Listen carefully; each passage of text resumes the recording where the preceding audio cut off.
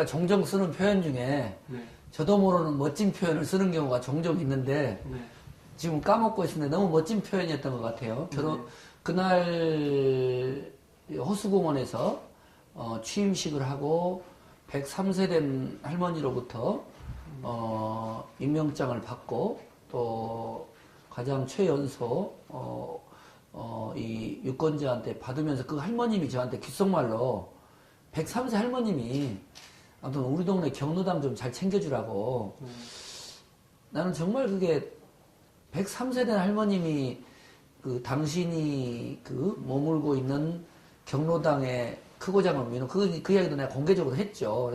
박장대소를 했는데 그 임명장 수여식 그리고 취임식을 하면서 한 10번은 울었어요, 제가. 한두 번은 들켰고 이제 나머지는 못 느끼는 거지만 제가 울었고 그만큼 전 경건했고 감개무량했고 또 그 당시에 결혼식이라고 표현했을 때는 95만 고향 시민과의 결혼식이라고 생각을 했고요. 요즘에 10개월 동안 시정 운영하면서 이제 유일하게 좀 미안해하고 또 아무튼 그 앞에서만 서면 한없이 작아지는 경우가 제 차하고 우리 아이들이에요. 왜냐면 집안의 가장으로서의 역할을 전혀 못하니까. 근데 이렇게 직접은 그렇게 말을 못하지만 내가 그 순간에 마음속으로 무슨 생각을 하냐면 지금도 그렇지만 95만 고향 시민의 내가 가장이다.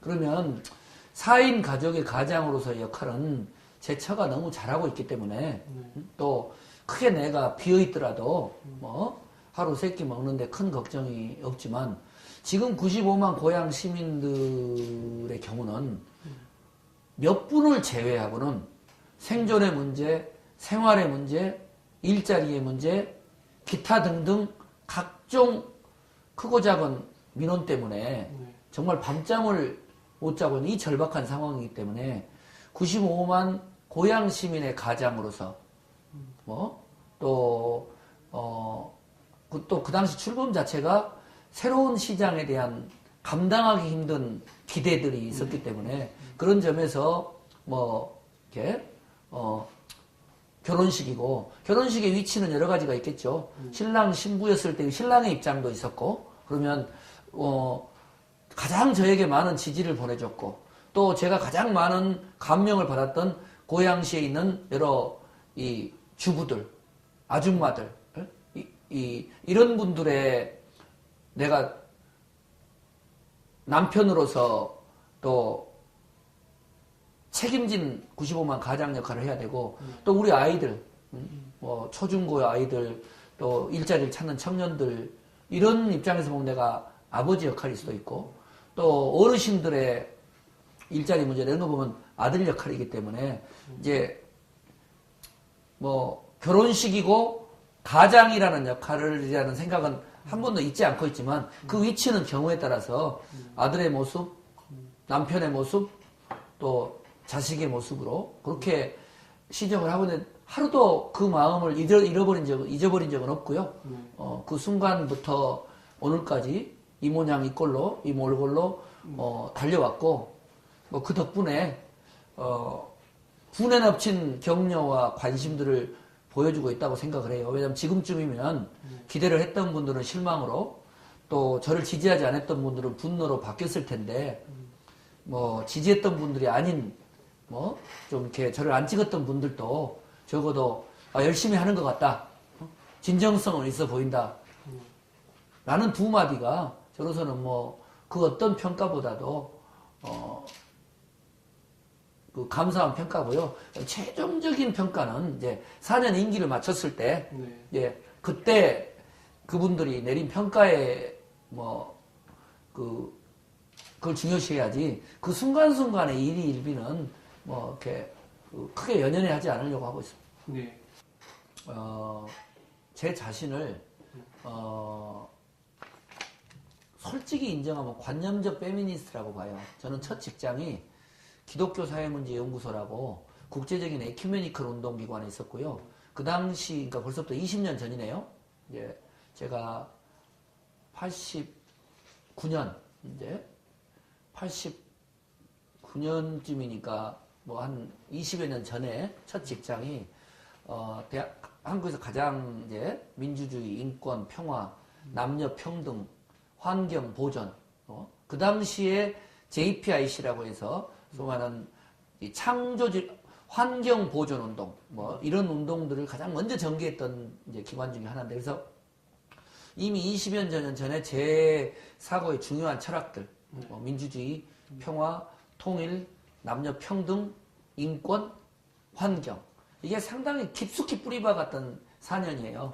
이제 그러면서 국회의원 할 때도 예결위에서 질의를 하면 이제 주부와 맞벌이 부부의 여러 가지 일자리 창출 문제, 보육 문제, 또 이런 이야기를 하면 내가 동료 의원한테 상당히 그러니까 오해 섞인 이야기를 듣기도 했어요. 아니 뭐 얼마나 공쳐가길래 예결위에서까지 그렇게 뭐 여성의 뭐 보육 문제 이야기하고 이러느냐는 건 사실은 제가 가진 철학을 이해를 못하는 경우고, 지금 제가 그 책의 제목도 그렇고 또 내용에도 항상 빠지지 않는 주제는 이제 아내와 가족이라고 생각을 하는데요. 그것은 이제 우선 그 구체적으로 제 아내와 가족의 문제가 아니라 대한민국 사회의 특수성으로는 그동안 너무 남성 위주로 사회 활동이나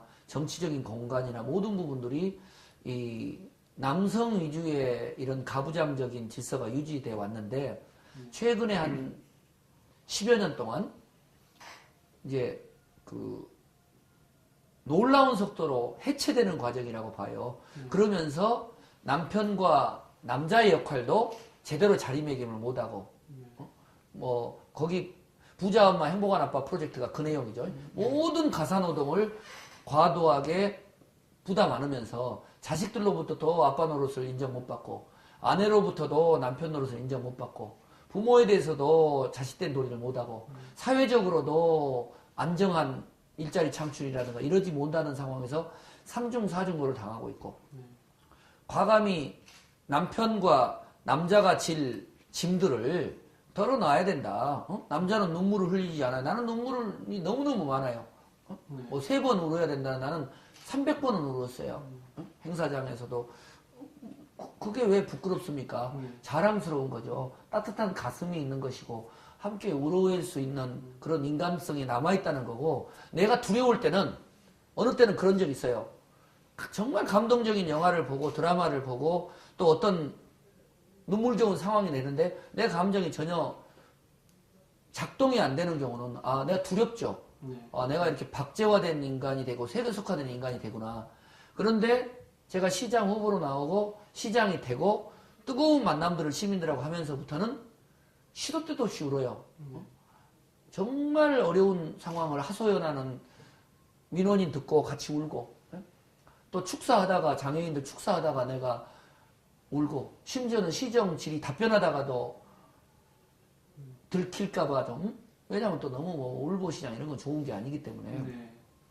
이제 그런 맥락에서는 부자 엄마 행복한 아빠 프로젝트라든가 아내만큼 경의선이라 보는 가장 자신에게 있어서 사랑스러운 존재라는 우리가 보편적인 명사인 것이고, 그 다음에 제가 가지고 있는 그 제목과 내용에 있는 고민들은 모든 남편과 아내가 하고 있는 사안이기 때문에, 그런 점에서 궁극적으로 그 내용이 담고자 하는 것은 행복이죠. 가정의 행복. 가정의 행복, 그 토대 위에서 지역의 발전, 나라의 발전, 또 조금 저 경우는 이제 특수한 경우지만 평화와 통일에까지도 또 국제적인 또 이렇게 어떤 시티즌십이라든가 이제 이런 부분들까지 가고자 하는 표현들이고요. 근데 이제 그 저변에는 이야기를 소프트하게 하니까 할 말이 많이 나오는데, 이제 그 항상 아내와 가족에 대한 미안함이 깔려 있는 거죠. 그 표현 속에서는. 근데 뭐 건방지게 표현하면 국회의원으로서 정치인으로서나 시장으로서 제가 아내나 가족에게 하는 부분을 객관적으로 다른 분들하고 비교하면 저는 그렇게 그러니까 두 번째 가는 걸 이렇게 인정하고 싶진 않은데 적어도 한 남자가 한 남편이 한 가장이 해야 될 평균적인 수준에서 보면 현저히 못 미치는 거죠. 고양시를 뭐라고 할까 하나의 큰 글로벌 컨텍스트 속에서 고양시를 종합적으로 봐야 된다고 봐요. 근데 그동안에는 우리 고양시는 고양 군 시절에 한 작은 군이나 A라는 문화인은 문화적 시각에서만, B라는 경제인은 경제인 시각에서만, 또 지역에서 오랫동안 머물렀던 분은 지역의 토백이 시각에서, 또 교육자는 이렇게 분절돼 왔다는 거죠. 그리고 항상 이야기지만 주인 없는 도시고, 그냥 배드타운이니까. 근데 제가 제일 고민하는 것은 핵심은 꽃보다 아름다운 사람들의 도시 고향이라는 이 슬로건에가 답이 있다고 보는 것이죠. 화해의 도시를 아무리 이야기를 하더라도, 그리고 방송 영상을 이야기를 하더라도, 아무리 드림하이를 이야기하더라도 결국 제가 그랬어요. 폐막식 때 이번에 꽃전시의 대성공은 어느 모습이 제일 아름다운 줄 아세요? 화해 전시관에서 나는 50바퀴를 돌았지만 꽃이 더 아름다운 게 아니었어요. 그 꽃을 바라보면서 아이가 엄마랑 같이 사진 찍고 할머니 할아버지가 손주 손 듣고 한없이 웃고 가족들이 너무너무 행복한 모습으로 꽃과 음악을 노래하고 발리 댄스 댄스니까 박수치고 어디서 노래 나오니까 흥겹게하고 배꼽 잡고 웃고 그 시민의 에너지와 열정과 이 부분이 발양이 됐기 때문에 그런 거지. 2천만 불 계약하면 뭐예요? 200만 명 오면 뭐예요? 간 다음에 시민들이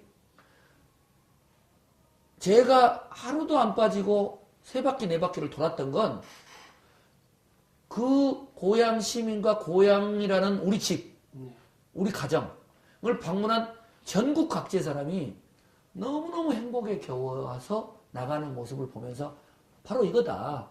이것이야말로 고양시가 가야 될 꽃보다 아름다운 사람들의 도시다. 그런데 이제 행사 자체가 꽃전시이기 때문에 화해에 대한 강조를 했던 것이지 거기서 제가 찾은 고양시의 답은 95만 고양 시민이 세계 어디에도 내놔도 손색 없는 최고의 교양과 지적 수준과 교육 수준을 가지고 있고 그 어떤 문화적인 상황 속에서도 아주 역동적으로 반응할 수 있는 신한류 스타는 드림하이에는 아이돌 스타가 아니라 그 부분들을 같이 조응할 수 있는 우리 시민들이다. 좀 답이 좀 다른 쪽으로 갔습니다만은 그렇게 봐요. 굳이 모범 답안으로 말하면 공기와 같은 것 같아요. 그러니까 그것이 깨졌을 때는 죽음과 재앙으로 이어지는 거고 그게 체르노빌에서 또 일본의 지진에서 또 그 외에 여러 가지 이런 환경 파괴적 상황에서 오는 것 같고 그것이 깨지지 않고 그냥 존재했을 때는 크게 중요성을 모르는 뭐 이런 거라고 보고요. 한편으로는 이번에 일본의 대지진 사건에 있어서 그 전의 환경은 대한민국 국민들이나 고향 시민들한테는 당위고 가치였던 것 같아요. 당위적으로 보존되어야 되고 가치적으로 추구해야 될 것들이었는데 일본의 대지진과 방사능 오염 사태로 인해서는 이제는 생존이고 필연인 걸로 바뀌는 대단히 중요한 분수령이라고 저는 봅니다. 저의 개인적으로도 그렇고.